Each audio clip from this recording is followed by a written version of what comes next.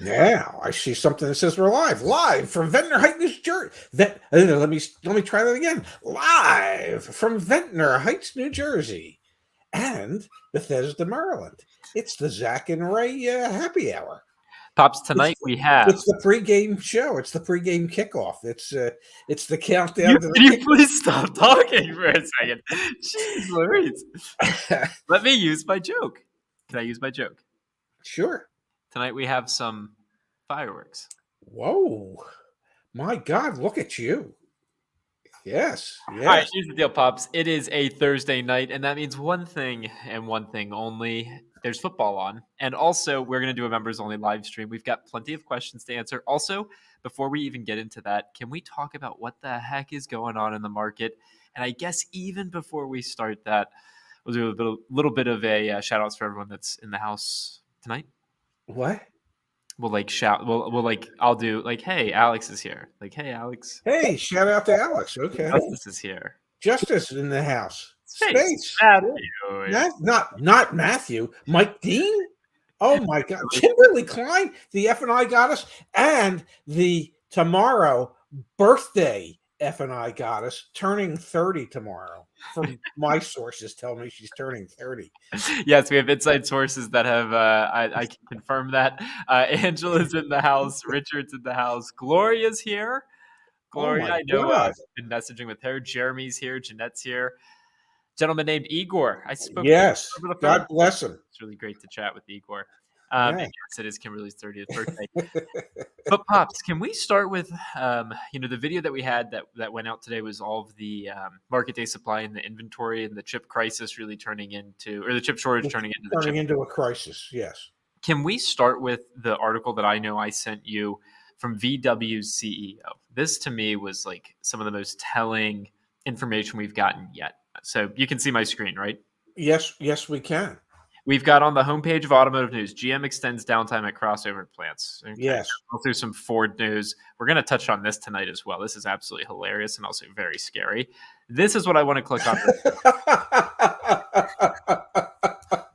Oh, is that the new That's COVID? Just the new COVID protocols? Oh. A bolt. Yeah, exactly. 50 feet social distancing for bolt. So Volkswagen CEO of their American business unit. Do bolts have to wear like an asbestos mask? We are removing Dad from the chat. No, I'm just teasing. I'm teasing. It was a joke. You're back, Dad. You're back. Okay. All right. But yes, they probably do. Volkswagen CEO. Whoops, I got pages unresponsive. Yes, I hate when that happens. Oh, yeah, because you sent me an MSN article that didn't work. Anyway, Volkswagen CEO said it's going to be until the end of the second half of next year before production comes back. That's not the most telling part about it. No. I'm going to zoom in on it. And Igor especially as a dealer principal, as someone who owns dealership, I want to get your take on this. When semiconductor shortages eventually ease, Volkswagen plans to keep fewer cars on dealer lots because it has proved to be more profitable for manufacturers and dealers. Is that how you pronounce it? Kehoe. Yeah. Kehoe said. Yeah. I love this quote for all the same reasons that I actually genuinely despise it. Going back to the days of having 100 to 120 days supply is not going to happen, he said. Now people have 30 to 40 days supply and it's working quite fine. That's the part that really, somewhere in that 40 to 50 day camp would be a beautiful thing. Yeah, it's working quite fine for the dealers. It's not working quite fine for consumers. We have a video dropping hopefully tomorrow. I don't know, sometime soon. Kimberly opened up. She recently bought a car, or her son bought a car, and she had a really not good experience. Yes. That's all I could think about as I read Kehoe's quote there. It's working quite fine. Kimberly is an advocate to tens of thousands of people, hundreds of thousands of people, and she had a really terrible consumer experience because there's no inventory. And Kehoe's saying, no, it's working quite fine. We're making more money. That is so effed up, man. So effed up. It is him saying in corporate speak, we have figured out a way for our dealer body to to take advantage of consumers by artificially suppressing inventory levels so that they can continue to get people to pay additional dealer markups, and we can create these shortages so that people will feel compelled to pay the extra money. So, yeah, it's quite fine for the dealers. It's not quite fine for the consumers. It's anti-consumer, and it's really unfortunate. But he's saying the bad part out loud. It's just mind-boggling to me because it's so like if this video that comes out with Kimberly, I mean, really just telling this not fun experience she had. If Scott Keogh, if Scott Kia watched that, do you think he'd really say it's quite fine? No, the answer is unequivocally no. No, I disagree with you. He would say it's fine. As a human, Because here's what I think. This is just me, okay? But at a certain point, and that point could be coming much sooner than later, at a certain point, manufacturers are just going to do away with customer satisfaction indexes altogether. Because if they know that their dealer body is manipulating the prices and taking advantage of the customers and providing their customers with the worst possible experience, that there's no way that consumers are going to go, oh yeah, this has been a great deal of fun. I can't wait to do it again. Hell, I don't even want to wait 3 or 4 years. Can I do it again tomorrow? They're not going to say that. So manufacturers are going to do away with the customer satisfaction index scores because they will be irrelevant. They are going to give up taking care of customers in the name of dealer profits. It's real simple. Sorry, I'll get off my high horse. I agree with you, but also, like, if you have really bad customer satisfaction, then eventually customers churn to other brands, and that negatively ultimately impacts the corporation. So, like, hopefully there'll be some moderation here, but I agree with you in principle. It's you're telling your dealers you don't care about CSI without telling your dealers you don't care about CSI. You know, what's that old say? How can you tell me you don't care about your customers without telling me you don't care about your customers? Okay, we're going to artificially deflate the inventory levels so that pricing remains extraordinarily high and out of reach for most people. There, I just told you. I wish, and actually, wait, can you vamp for a second? Can I vamp for a second? Yeah, I can rant. I don't know if I can vamp. I'm fairly certain. Yeah, Yes. I was just gonna say I'm fairly certain because I did the whole like fireworks on my end. I think if I yep, there you go. There's fireworks. Oh, You brought the fireworks. whoa, wow, whoa, that deserves like a bomb. That deserves like a nuclear weapon exploding of some kind. Yeah, I got all the gimmicks, man. Like, you can't and I thought I had all the gimmicks, but you've got all the graphics. All right, let's get started going through the questions that are on on the community forum. And yeah, look at this comment from Kimberly. And to think pay plans used to depend on customer satisfaction. Not anymore. No more. Yeah, Melissa's in the house. Hey, Melissa, good to see you here this evening. Yes, all right, so I'm going to share the screen and let's get rocking. And I thought I was rocking, man. You were. I was. You brought out the best advocacy in me that I have, and I would be more than happy to sit down and have a conversation with Scott Kehoe and share with him exactly what's wrong with that thinking. Honestly, that's a great idea. We should try and figure out a way to get you to interview or like have a conversation. Not that he's willing to take that meeting. This is from our dear friend Levincus Minicus. Yes. Ray, and I haven't read this yet, so let's see. Okay, neither have I. Ray, there are incentives that the government gives out if you purchase electric vehicles. No almond nuts. Not yet. I was wondering if I filled my truck. There it is, with soil and towed a trailer full of soil. And there it is. And planted dwarf almond trees. We're clicking on it, gang. What's the worst thing that could happen? Almond dwarf. Yep, you can buy some trees. Yeah. And ran the exhaust from the truck into a sort of traveling greenhouse Would I qualify for any tax credits or incentives based on cleaning up my own greenhouse gases? I think the resulting crop of almonds each year would be a great boost as well. What do you think, Dad? I think if we just answer one question tonight on the stream, That would be this. yeah. I think there's greater tax credits that are available if he were to buy and invest in those almond nut milking machines. Mm. Yes, yes. And Tell and me what those and I'm sure there's even bigger tax credits if we can figure out how to get them to work on the renewable energy. Oh God, that's a great comment from Leminkus. Allie wants to know what Always happened is. with Kimberly. The video will be coming out relatively soon, but just a really terrible experience buying a car.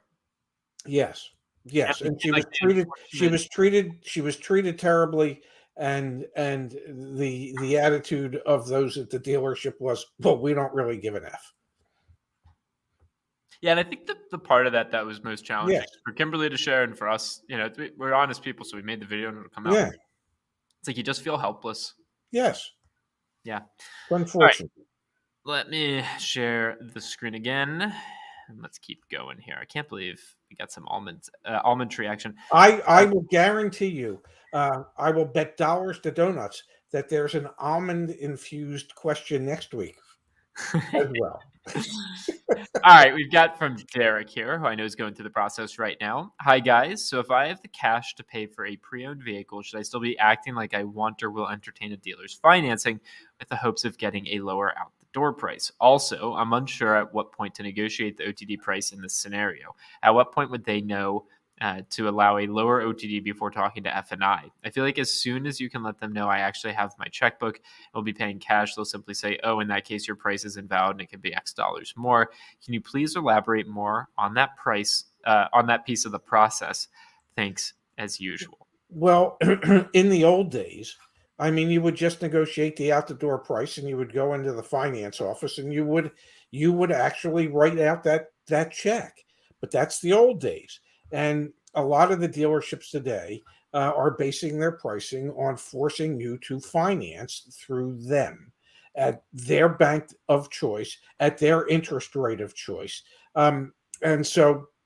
If that's the case, in order to get the lower or a lower price, and you still want to reward that type of dealership with your business, Which then is like all of them right now, Dad. It's yeah, like, it could be it could be most of them, not all of them, it's most. Yeah. or it could be a high percentage of them, and not all of them. But if that's the case, and you still want to do business with them, then you very well might want to sign up for their financing so that you can get the better pricing, the better out the door pricing, and then immediately, once the loan is booked at the bank, pay it off with the cash that you have. So that even though they're going to charge you a slightly higher interest rate, because that's where they're hoping to make extra money, and even though they're looking to get some finance reserve from the bank, once the loan is booked, and the loan would probably be booked in a week to 10 days, there'll be very little accrued interest that would have to be paid off if you paid the loan off right away. Yep. And Derek, I'm replying as my dad was saying that to a video that we had done talking about this back in the day. Watch that. Refinancing and moving on. Best thing you can do in that situation. Yes. Well, in his case, he's got cash, so he doesn't even have to refinance. Yeah, just pay off. He just has to find out from the bank what the payoff is and send them a check. Exactly. Yeah. This is from Mark L. Pops, Ray and Zach. With the 2022 model years coming out in the next few months, in my case, I factory ordered a 2022 Ram 1500, and Stellantis started production this week on the model year 2022s.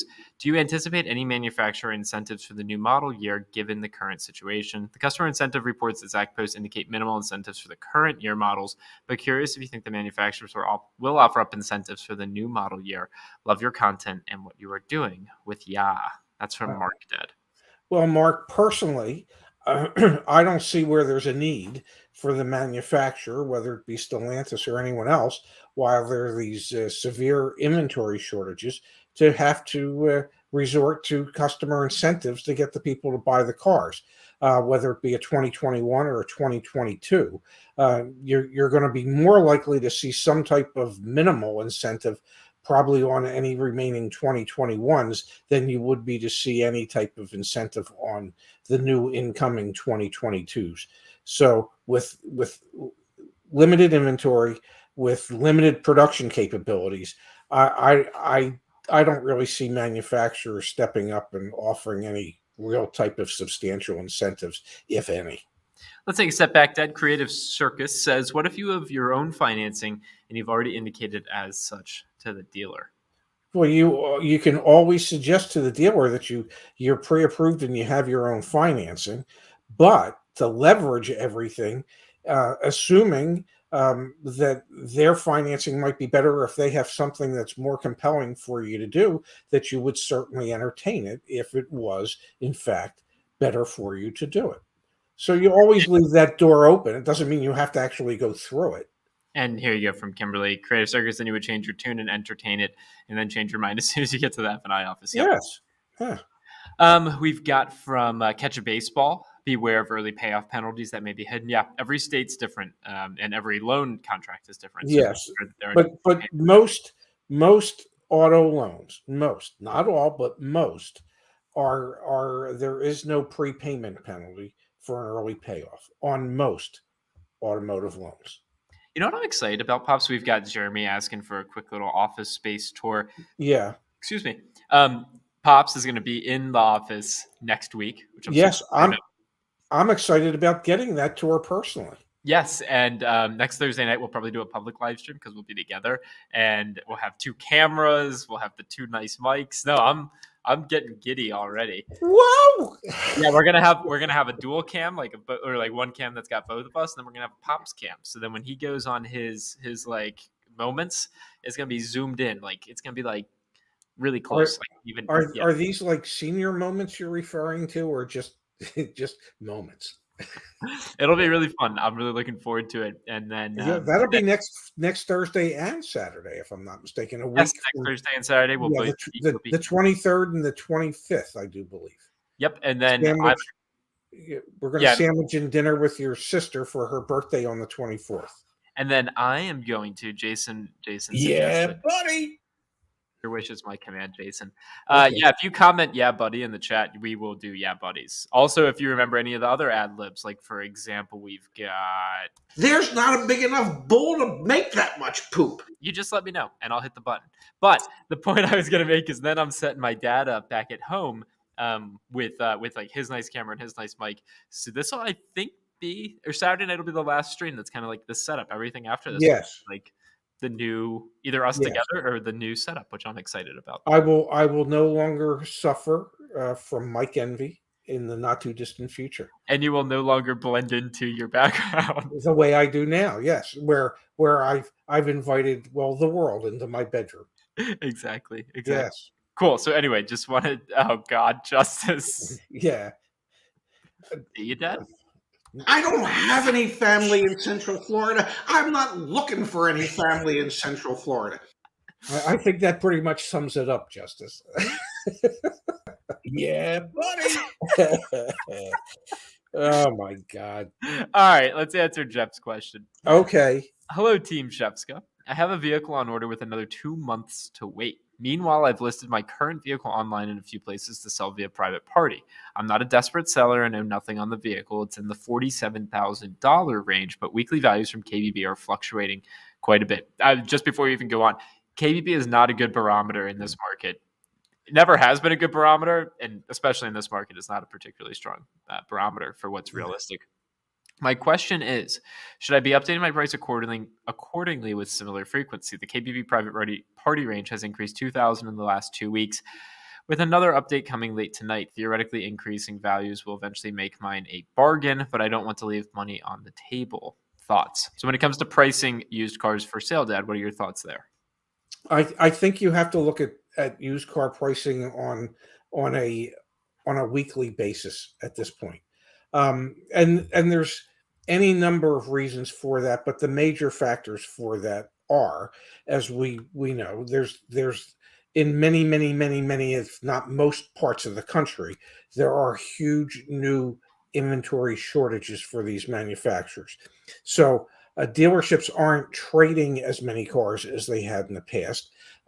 Lease cars are not coming back to dealerships to be able to be utilized as part of their used car inventory because the lease customers are buying them out because they can buy them for a much reduced value in comparison to what their true market value is. And the third reason is with these shortages continuing, I honestly believe that any used car that you can buy today is cheaper than what it's going to be a week from now or 2 weeks from now because used car values are only going to continue to escalate rapidly because of these vast shortages. Yeah, and I don't think the question has to do with like questioning that logic at all. Yeah. Everyone's aware of it. It's more, should I be updating my pricing daily, weekly, and should I be relying on KBB? And I think Igor has a really strong comment here. It's kind of what I was alluding to too. KBB works for the industry and protects the dealers more than helps the consumer. Yes. If you're in a position right now where you're listing a vehicle for private party sale, I would honestly, here's what I would do. I would run the black book number just because you have access to it through YAA. Great. Yes. I would then be every freaking day, I'd be updating the Carvana quote.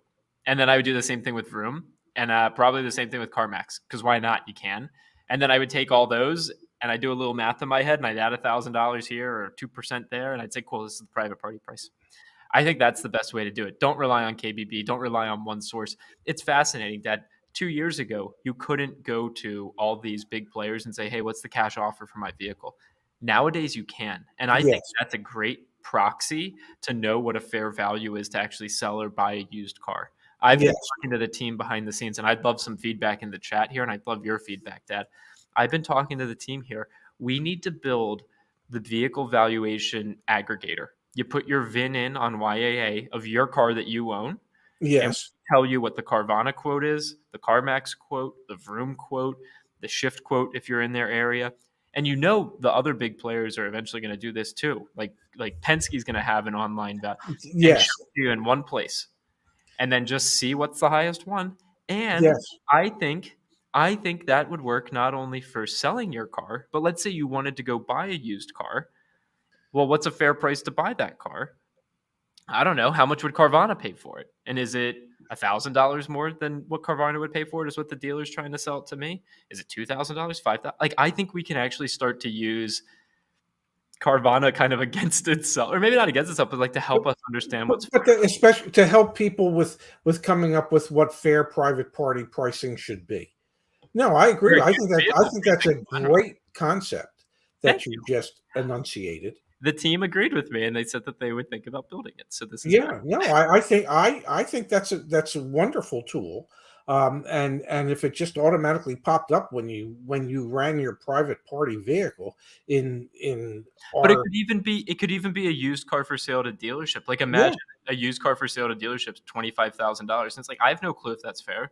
Yeah, Then if you ran it in Carvana and Carvana came back at $22,000. Like, okay, yeah, it's probably kind of fair because it's a $3,000 margin. Anyway, we're working on it. We're thinking about it. And I think it would be, You've got my vote.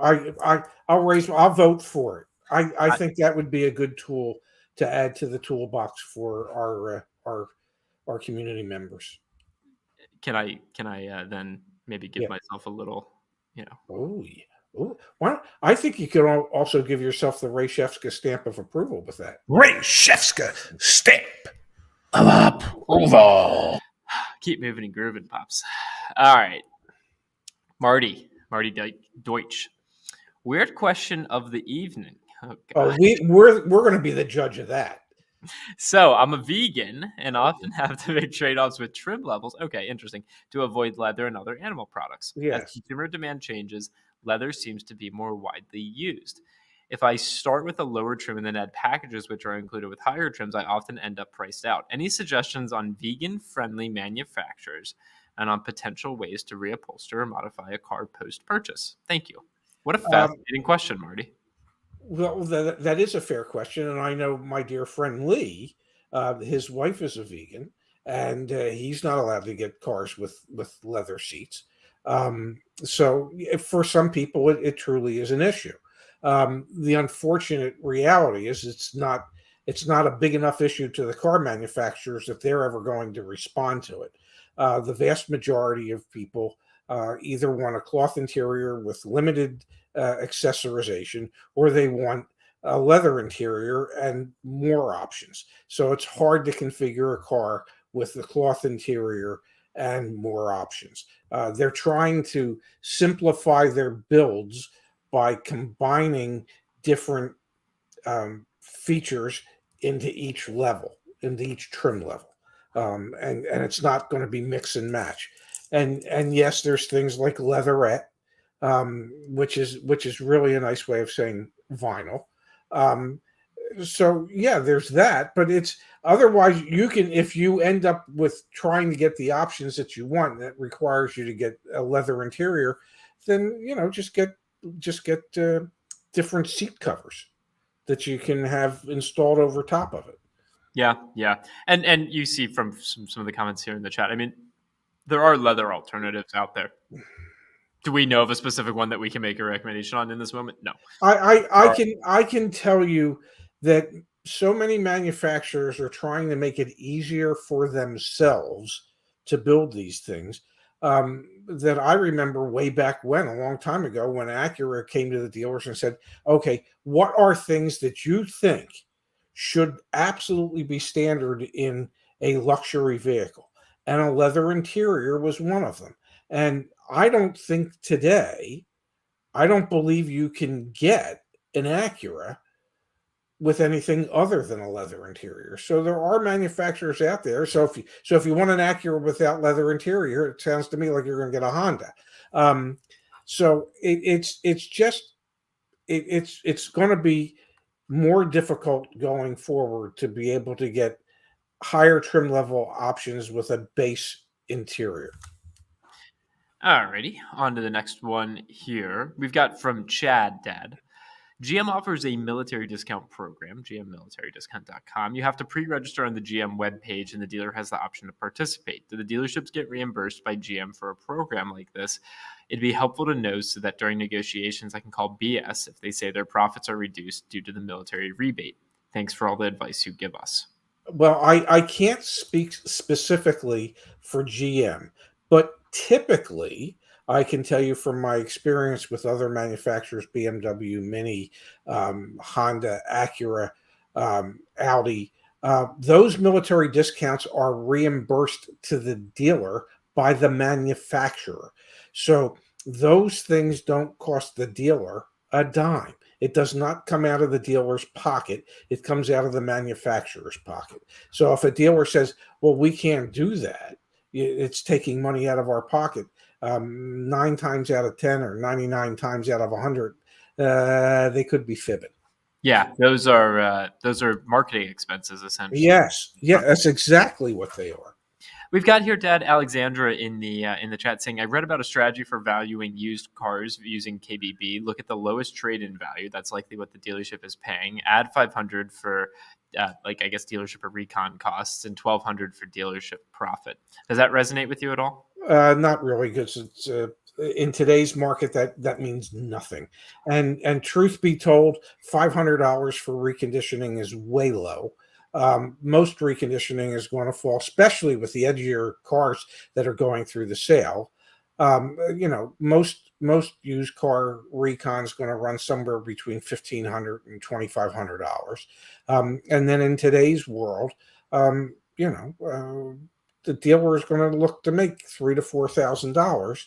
If it's a $40,000 car, they're looking to make probably somewhere around $4,000 in profit on that. I think it's interesting, though, like the concept, and I think we'll probably come up with something similar based on what I was talking about earlier, like getting I know you hate this word, but the delta between whatever the selling price is of a used car versus like what Carvana is trying to offer. Like we can somehow come up with like an algorithm. You work on the delta. I'll work on the delta. We had here from Jason. Different vehicles that have synthetic leather, synthetic cloth. So there's some good options there. Yes, but you're talking about, what were those 3 brands again? I already shared the screen, Pops. Wait, what? You can't look it up? I mean, you had it right there, buddy. All right, let's see. I'll put it right there. Jeez.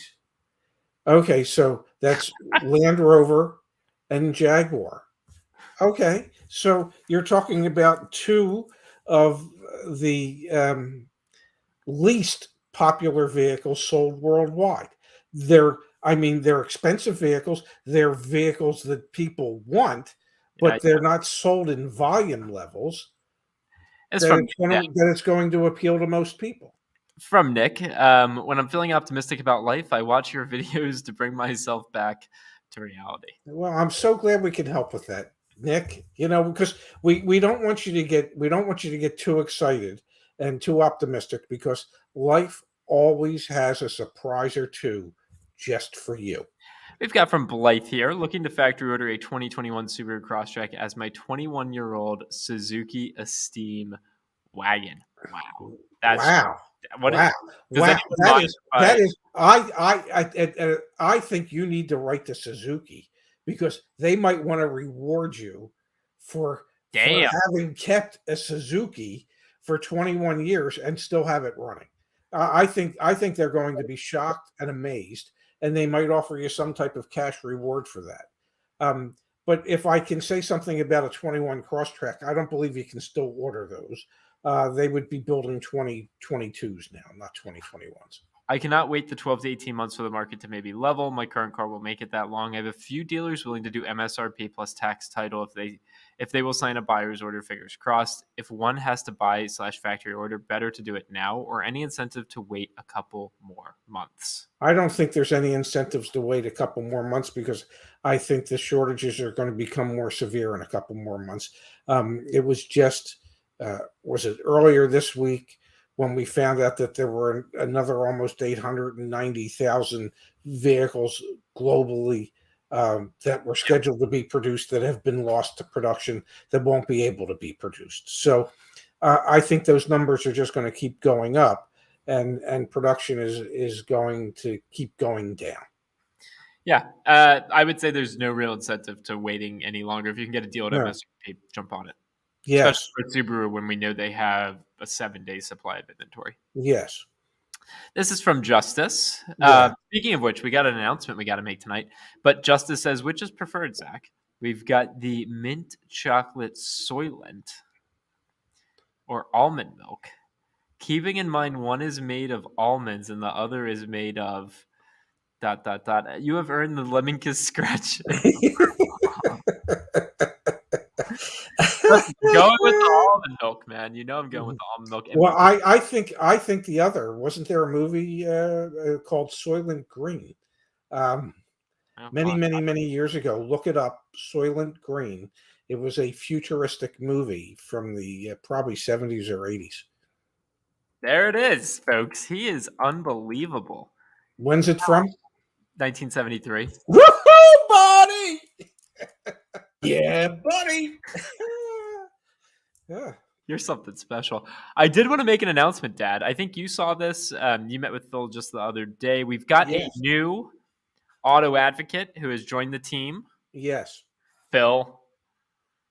So thank you, Kimberly, for welcoming Phil Nader. Phil previously worked at Ford Motor Credit and has a wealth of experience buying and selling cars as well. So you'll see the YAA advocates. We've got some more people, hopefully, in the wings joining us as well as advocates. If you want to be an advocate, this is as good a time as ever. Join yaa.com/careers. Yes. Join us. And if I may, I don't know why anyone wouldn't want to grow up to be an advocate. And as a parent, you would be so thrilled to know that your child has decided to, help those amongst them. No, it's awesome. It really is. Yeah. It's better than your kid coming home and saying, "Hey, I know I just spent $200,000 of your money going to college, but hey, I'm going to sell cars for a living." Yeah. I agree. I completely agree. Yeah. I think your parents would be more proud if you became an advocate than become an auto advocate than becoming an auto salesperson. Exactly. I think it's a very admirable career choice. It is. I like what we're doing. I do All right. too. This is from Nick F. I didn't want to ask too many questions at the dealership because I was getting the Pacifica Hybrid limited below MSRP, but I'm so curious how this happened. Okay. Chrysler advertises, and the window sticker even said the MSRP is $49,540. However, the dealer's invoice said the MSRP was $47,215, and the dealer said that the window sticker was just misprinted. Any idea how this worked out in my favor? Thanks for all that you do to help us. Obviously, we don't have the window stickers, so what's going through your head? My guess is that the window sticker is not misprinted. The window sticker is the window sticker, and it's printed by the manufacturer, and it is just VIN specific and vehicle specific. So it is what it is, less any incentives or tax credits that might be available. So yeah, I have no idea other than the dealership trying to toot its own horn to make you think they're doing something special when maybe they're not. Yeah, this kind of makes me feel a little bit like I don't know. I don't know what happened there, but it doesn't seem like no one's giving up $2,000 in gross profit right now. No. And the idea of something being misprinted, no. That feels icky. No, and if it was misprinted from the manufacturer, trust me, they would have caught it and they would have sent a corrected MSRP label to the dealer to affix to the window. Because to be clear, if you manufacture, sorry, maybe I shouldn't use that word. If you produce a Monroney label, a window sticker, and it's false, that's illegal. That's against the law. That is very much against the law. Well, yeah. So I'd be very curious, Nick, maybe if you're watching this, follow up with us. See if we get a copy. It's actually against the law for a dealer to take the Monroney or window sticker off the car and destroy it, okay, before a customer sees it or purchases the car. It has to be affixed to the car. Now, I know, for instance, on our cars, if we had convertibles and the window sticker was always on the passenger window. Well, when people test drive a convertible, call me crazy, but they like to put the window down. So many times when they put the window down, it would destroy the Monroney label. So rather than that happen, we would take the Monroney label off the car, laminate it, and then just lay it on the dashboard. Yeah. So that people could see from the VIN and everything that it matched up to the car, that there was the window sticker for the vehicle. But the dealer cannot remove a window sticker from a vehicle and not have it available. And I believe, and I could be wrong, I believe it's a $10,000 fine per occurrence if a dealer were to actually remove a window sticker and not have it available. Yeah, I don't know, Nick. Maybe give us some more info. It's from Cameron Pops. And again, if you're just joining us tonight, in the description on YouTube, you can click the link to come back here to the community post page. Post your comments. We'll go through them. We'll keep answering these questions. This is from Cameron here. I just placed a factory order for a Subaru, and they didn't discuss price, add-ons, or financing. Is that strange? I thought so. Is it strange? Not as far as the dealer is concerned. They don't want to share the price with you until your vehicle comes in. Your job as a consumer is to agree to a selling price and any accessories or dealer installed accessories that you might want on the vehicle. And you do that at the time that you order the vehicle. So there'll be absolutely no confusion as to what the agreed upon selling prices or selling price shall be when you come to pick up your vehicle when it arrives. By not doing that, that is basically carte blanche to a dealer to install all their dealer installed crap and then charge you for it and then say, well, there's a market adjustment. Well, you needed to discuss that at the time you were ordering the car.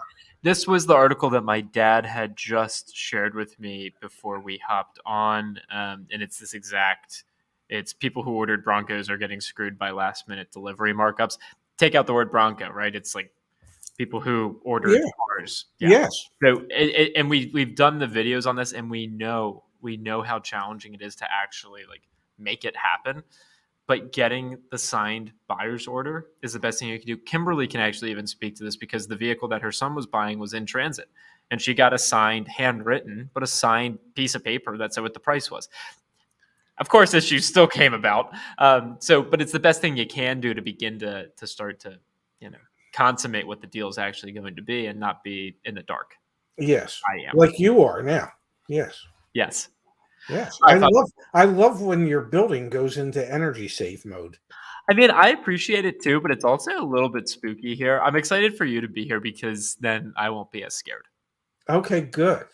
And thankfully, it'll only be a 6-minute walk from your office to my hotel.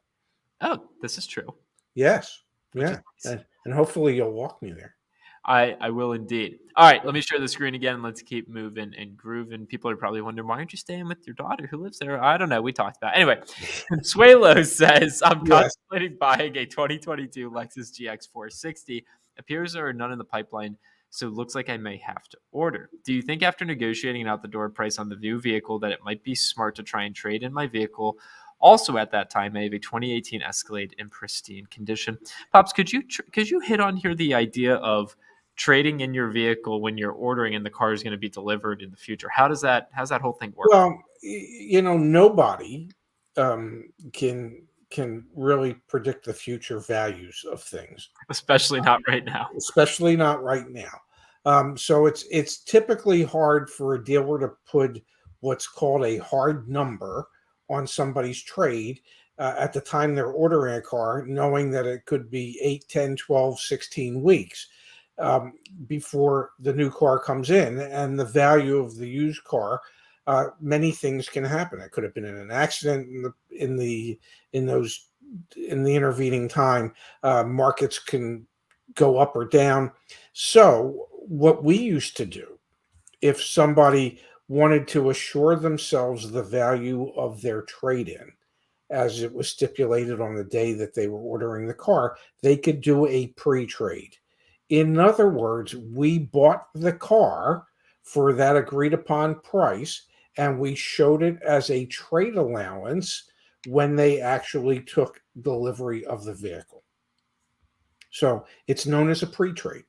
Yeah, and I wonder how much of that's going on in this market right now, in part because even when you place an order and it's 2 months out, no one actually knows if it's 2 months out. That's the tricky thing. Well, that and dealers today would love to pre-trade cars because it's an opportunity to build up their used car inventory. Yes, yeah.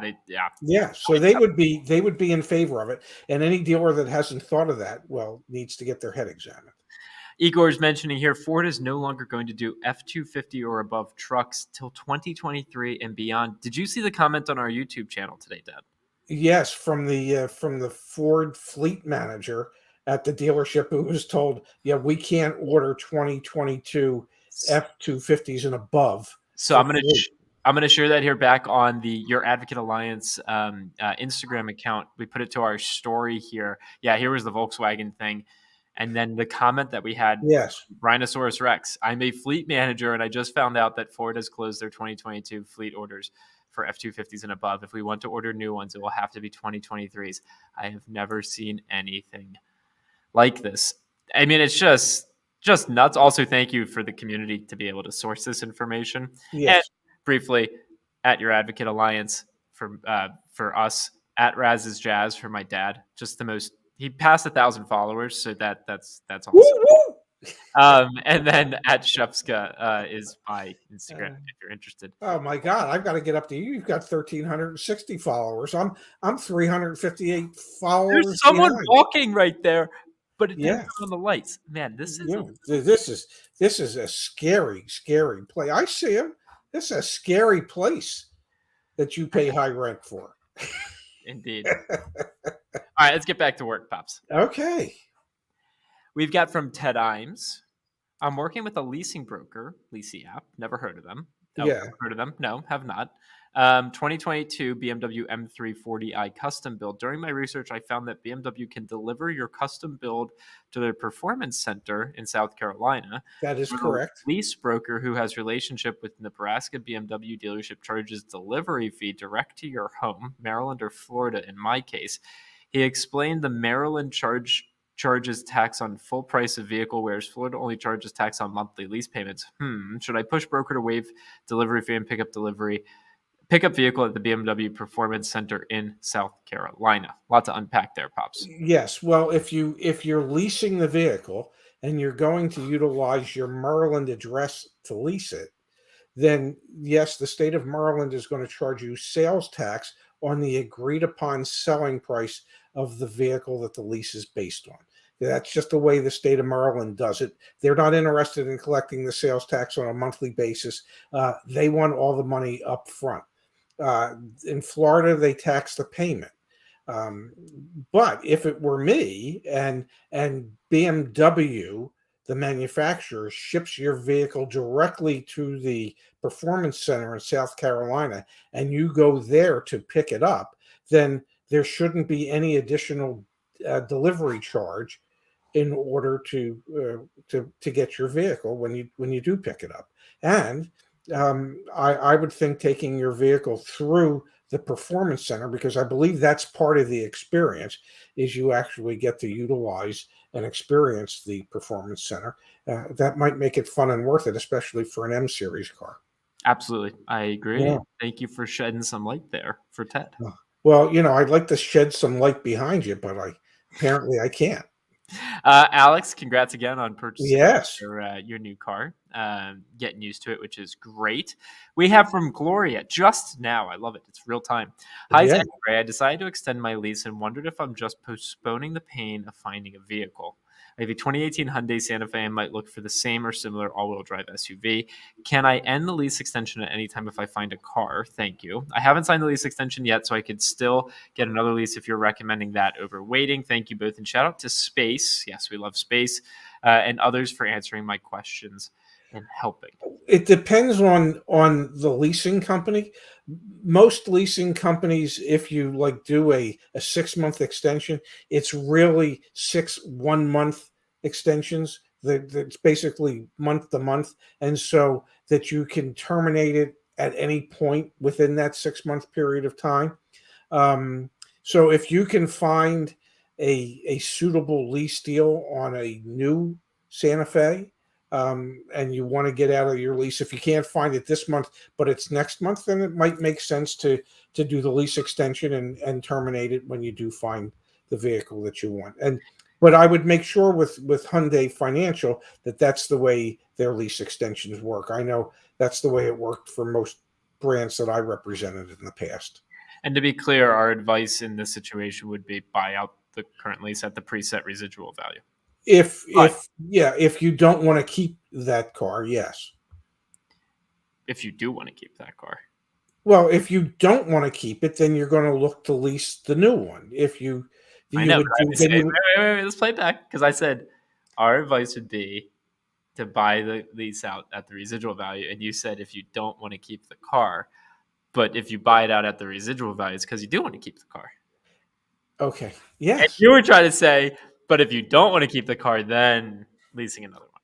Yes. I assume that's what I was trying to say. Yes. But our advice, but just to be clear, our advice is financially, it's more. If you're not looking to get into another vehicle right now, buy your lease at lease end, because you're buying it at an artificially low number in comparison to what the market condition is going to be for whatever vehicle that is today.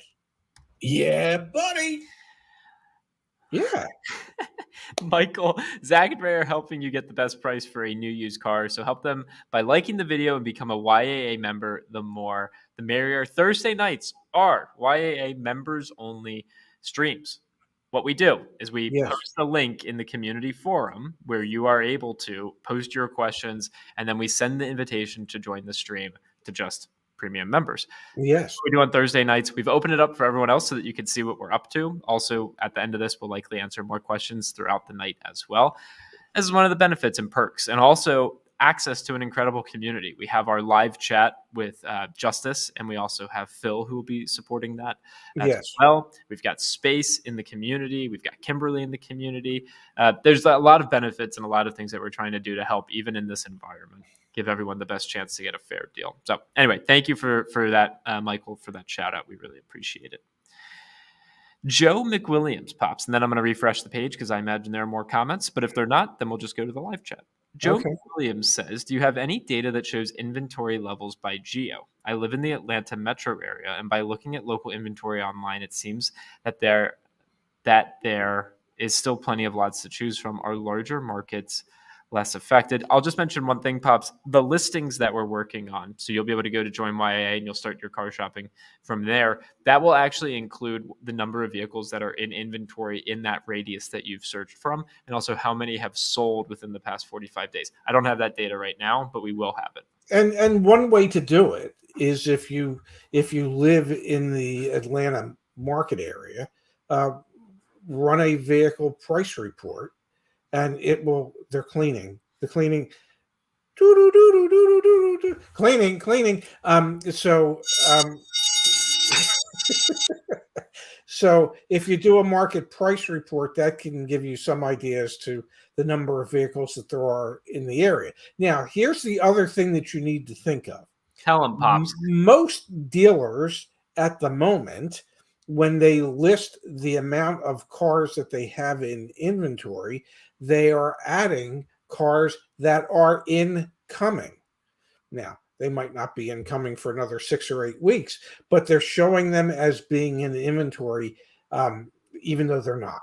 So some of the numbers, when you do a search like that, some of the numbers can be skewed because dealers are listing cars that have been built, that are in transit, and are actually not at the dealership yet. Yeah, we've seen a lot of that actually, and yes. It's tricky because like a lot of vehicles are not actually there. May I say something? Did you see the text that I sent you the other day from our dear friend Glenn Bob in Arizona? Oh my God, I did send it to you. They have now. This is a rather large Mercedes-Benz. Oh yeah, these texts. Yes, the ones that private don't share. Yes, did he say that? No. No. That this is a rather large Mercedes-Benz dealership that normally would have 400 or 500 new Mercedes-Benz in inventory, 350 to 500, and they have what was it, 34? 36. 36. Sorry, hit the wrong button. And like half of them were S-Class, and 14 of them were in transit. Okay, and they normally carry another 400 or 500 used cars, and I believe they had 200 and some used cars in inventory. So this lack of inventory is real. Very, very, very real. And yeah, yes. Glenn actually, he in the text message, he sent a photo of where it says in the dealer's CRM, it says 36. It's yeah. Nuts. It's absolutely nuts. Okay, Pops, we had another question back on the chat, or excuse me, on the forum, and then we had a success story that Justice posted that we needed to review tonight. It was 2 minutes ago from Monica, so we're going to read through this. I know Space and Justice, and I think Kimberly may have been involved as well. A lot of people were helping Monica out, so I'm excited to read her story. Okay. But first, from Greg Gutierrez. Does a dealer lose profit if you buy under Ford X Plan? I assumed Ford covered the discount. However, finding some dealers will not honor X Plan or only taking X Plan on factory orders. What would be potentially the cause of that, Deb? Yes, the dealers lose profit. So an X Plan price is the X Plan price. It cuts out a lot of the dealer profit margin, and the dealer agrees to accept some type of minuscule payment for having fostered that deal. So I can tell you, for instance, when it came to minis, employee purchases, well, we got a back of invoice. There was no money. So Mini paid the dealership $250 in a delivery fee for having let an employee purchase that car. Now, there aren't any Mini dealers that are going to do employee deals at the moment because most Mini dealers have like 1 or 2 or 3 cars in stock. So the same applies to a lot of the Ford dealers. They won't do an X Plan because they're giving up too much of their of their potential profit. I didn't get to see what that said. I'll pull it back up in a second, Pops, but that potential profit is the point here. Yes. Potential profit is the point. That's alliteration. Because genuinely, if you could sell it at X Plan and you're going to make a flat, essentially. Let's say maybe it's even $500, even though it probably isn't. Versus you could find someone who will be gross profit on the front end, $3,500, $4,000. Yeah. That's why you're finding dealers who aren't honoring those right now. Yeah, because they can't get their hands on enough inventory. Exactly. Yeah. So how do you justify? A couple things, Pops. We've got Curtis, who's out in Arizona, and he says Penske and North Scottsdale is a wasteland compared to what it was. They just don't have any inventory. Is what he's saying. Do you know what that means? Nobody has to move any cars in order for Mr. Penske's helicopter to land in the back parking lot. Because I remember when they'd have to move cars around so that they could have a landing zone. But from what he's saying, they wouldn't have to worry about that at the moment. And you remember the quarter-mile test track that we had at the North Scottsdale campus? Yeah. And it was always filled with cars so that you couldn't actually use it. Well, it sounds like you could actually be using that test track right now. Potentially. Of course, they don't have. You'd probably have to bring your own car if you wanted to drive on it, though. Exactly. And the other message that was Justice just thanking Igor for his involvement here in the community. But that goes to everyone who's. Yes. I mean, Igor, we genuinely appreciate your input as well. But I mean, Melissa is here, and Mike Dean, our credit union advocate, is here, and there's just so many people that help make YAA as special as it really is. Yes. Speaking of being special, Dad, let's take a look at this success story. Let's see, what is a good deal in today's market? Let's learn from Monica. Let's hear how she did. How's that sound? Okay. Let me start by thanking the entire community for being an awesome resource and support. I think we're just going to take a moment. We'll do this kind of piecemeal, but that deserves some fireworks. That's awesome. Yeah, absolutely. It's really great to know that it's not just you and me, Dad. I mean that genuinely, that it's the entire... it's not just, I mean, we couldn't do it if it was just of course not. Ray and Zach, a huge thanks for providing an platform. Thank you, Monica. Yeah. This is kick ass, kick butt. This is tushy.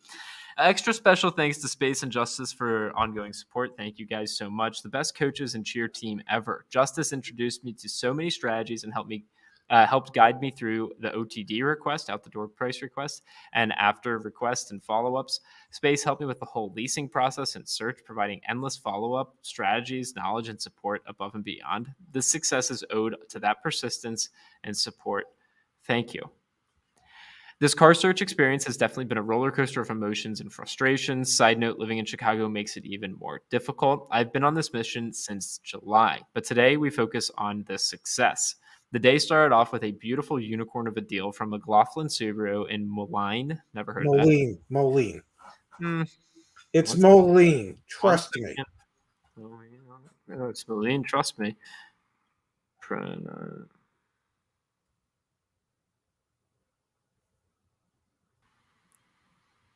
Moline. All right, you were right. Well, whatever you do, don't trust me. And you didn't. Okay. A 2021 Subaru Forester Limited with a $4,000 dealer discount for $3,190. Yep, wow. A unicorn of a deal. Of course, I was grateful for the email, and I jumped into action, completing online express purchase, uploading required documents, and paying a $500 deposit. I was excited to receive a confirmation email, your purchase is complete. What, really? After following up with Space for extra guidance and coaching, I called the dealership to set for a pickup.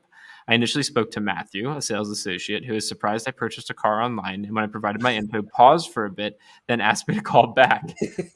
Damn it. I immediately knew something was not right. Was this just a bait and switch? 5 minutes later, I get a call from the sales manager, Josh Young. Now I knew something was really wrong. When he found me in the system, he was confused and explained that this vehicle was sold in April and did not understand what happened. Lost the unicorn. He said it was a computer glitch and sounded confused himself. Explains that a different system takes care of the listings and didn't understand since on his direct website only listed 2 Foresters due to arrive in October. Of course, I had heard this before and immediately became upset. He was very apologetic and stated it wasn't a bait and switch because he had no inventory to switch and offer. He explained he made a complaint to IT and was angry as I was. As calmly as I could remain, remembering the coaching I had received, I insisted that there be some sort of solution as it was not my fault. I reminded him of the 2 units he had mentioned, and he asked to call me back while he could see what he could do. I, at this point, had lost hope and really didn't think he He was going to call me back, and if he did, it would just to say sorry. Well, Josh called me back and mentioned that 2 2021 Subaru Foresters he had available, a Sport and a Touring, and asked which I was interested in. I selected the Touring, beauty brown leather interior. He said, okay, let me run some numbers, and then told me he would give it to me at invoice. I wanted to scream, but kept my cool. He provided me a financing total, and I explained I wanted to lease. He then calculated to provide me with my monthly payment, not adding any additional fees. MSRP of $37,663, selling price of $34,779. Wow. First payment due at signing, and $507 a month for 36 months for 12,000 miles a year. Like, space reminded me this was a home run. Invoice price in this market in Chicago with no add-ons for a high demand model. So of course I accepted and anxiously awaiting delivery on October 6th. Josh and Matthew's support and professionalism didn't stop there as he proceeded to assure me that the vehicle would be marked sold and my name listed with it. He offered to help with whatever else I needed and then had sales associates confirm some information with me. Matt was also very apologetic and wanted to make sure everything was great from this point forward. He shared pictures of the lease agreement and computer screen showing vehicle is mine. They turned a bitter situation into the best. Throughout this whole process, I had not experienced as much professionalism and attention to a customer as with them. I understand there's a shortage, but I am so grateful to have found a person who was able to put that aside and make sure my family and myself had what we needed. Again, thank you to Space and Justice for continuously reminding me to be patient and not give up. I was gifted a unicorn. Wow, very nice. I love when poop like that happens. May I, Pops? Yes. The Rashevska stamp of approval. And would you please give a stamp of approval to both Justice and Space for all their efforts and hard work, because they, if I may be so kind, they embody the spirit and principles to which we all try to abide at YAA. And I am ever so thankful that they are, along with Kimberly and others, just a part of this team. Yeah, well said. And it's incredible. Mario, Space, Justice, thank you guys. Kimberly, for the efforts you do. I mean, we come on here every week, which is great, guys, because we're nothing without this team. Yeah, here you go. Space is an amazing person. I've never seen such a dedicated person in my life. Yeah, it's really awesome. Mike Dean with the support as well.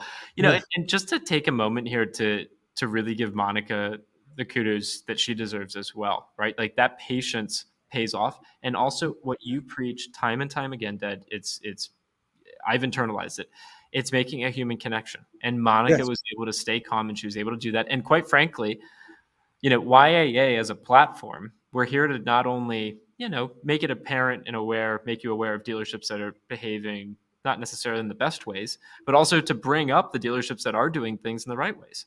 And so for this dealership, McLaughlin Subaru in Moline.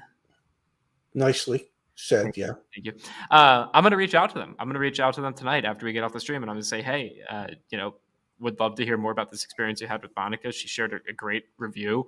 Would love to give you guys an opportunity to talk about how you treat your customers. I mean, let's celebrate the good that are in the industry and give them access to this platform, because, and maybe over time there can be YAA approved dealers like a McLaughlin, and they can sell more cars and be more successful because they treat people nicely. The best managers out there are managers that can take a bad situation and turn it into a positive customer situation, that they understand the human dynamics that are in play here, and they don't want to ever lose that. I can't tell you how many times that I was involved in situations where there was an issue with a customer, that they just weren't treated the way they should have been treated at the dealership. And part of my job was to step in and figure out how to correct that and take them from being somebody that just wanted to bury us on any internet forums into a raving fan. And it can be done. And it just requires being empathetic and understanding that it isn't always about the profit that can be made today. Sometimes it's just laying the groundwork for the profits that will be made in the future. We had a thoughtful contribution from Car Connections. Thank you. We really Thank you. appreciate Thank that. you so much. Mike saying, yeah, it's a special place here. We've got a couple things that are in the chat, Dad, and I think what we'll do for the rest of tonight's stream is just address chat questions as they come. Yes, quickly, because there's a football game. Exactly. Probably not a good one, but Doug wants to know, is Yanni still a part of YAA? Yeah, he is. We haven't done as many service videos, and we're honest and we're transparent. Not that many people watched them. So it was hard for us to justify, continuing to make them. So maybe in the future we'll try things in service again. But Yanni's a great guy and has provided a lot of support through those videos, which we really appreciated. Levi's asking, should we even ask, or should we expect to get MSRP even if going through Costco? Unfortunately, a lot of dealers are not, not even abiding by the fact that they've agreed to Costco pricing and things like that. And then a comment here from Igor Pops. YAA truly made me a believer, made a believer out of me in a few months that I've been on here, which is really awesome. Yeah, Igor is. How do I say this in the nicest way? Igor can really help advance what it is that we're trying to do because of his position within the industry. He is and has been a dealer principal and understands the concepts and believes strongly in a lot of the concepts that we're putting forth of how to take care of customers, of transparency. And I, even though I've never met Igor, and I'm looking forward to the day that perhaps we travel up to the Boston area and we go maybe meet Melissa and meet Igor. I'm looking forward to the day where I actually get to sit across a table from him, shake his hand, share a drink, and tell some tales, because he gets it. And because he gets it in his position in the industry, he might be able to help us bring about the changes that we'd all like to see. Yep.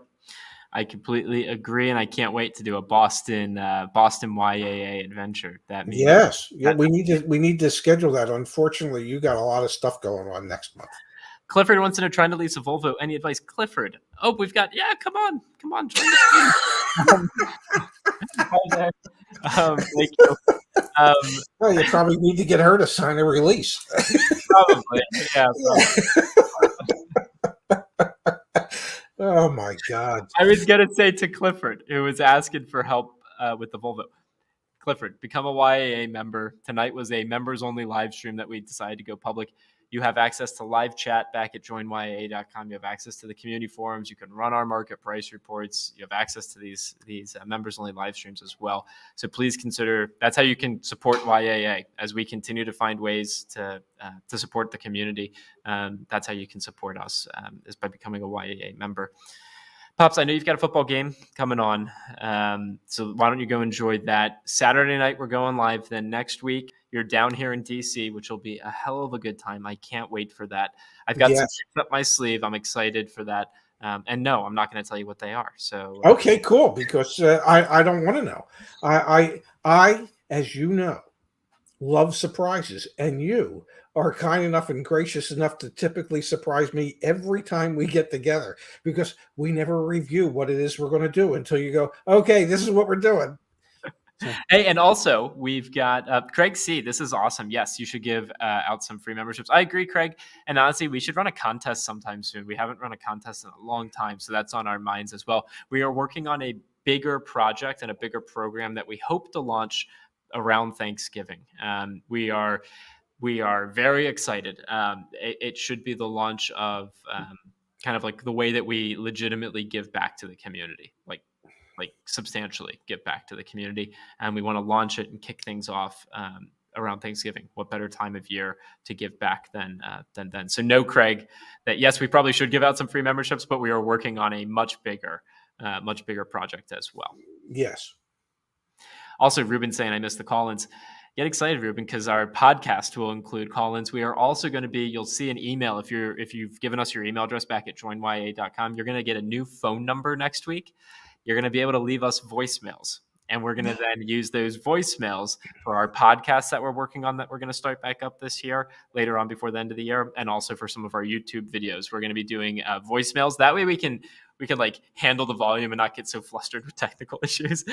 So get excited for that. If you want to be on the YAA, one of the live streams or shows, or ask a question via voice, we're going to, make sure you've signed up on Join YA, and you'll get the new phone number next week. I bet you didn't even know about that. Did I tell you about that? There's one of those some surprises. I guess one other surprise or one other thing to know is my dad and I are going to try some other content over the coming weeks here. So you'll see some other videos from us. They're probably not going to go on the YAA channel. We got another channel that we're going to be working on. So stay tuned for that as well. I'll post that on our YouTube community and on the other community too. It should be fun. My dad and I see an opportunity to do something really fun, and we hope you'll enjoy it. So that's all I'll foreshadow on that. Well, very cool. Who's playing tonight? We've got the Washington football team. Can you tell me who their starting quarterback is? Tyler Hinkie. But I would say, they've had more than enough time to actually come up with a damn name. Okay, so they need to come up with their name and their logo, and they need. Just in case it went a little bit insensitive, I took my dad off the screen because you never know. He's laughing. The Washington football team. Stop it. All right, Dad, let's call it a night. I love you. Okay, I love you. I'll talk to you later, handsome. Igor listened to our podcast. He knows about the podcast. Oh, God.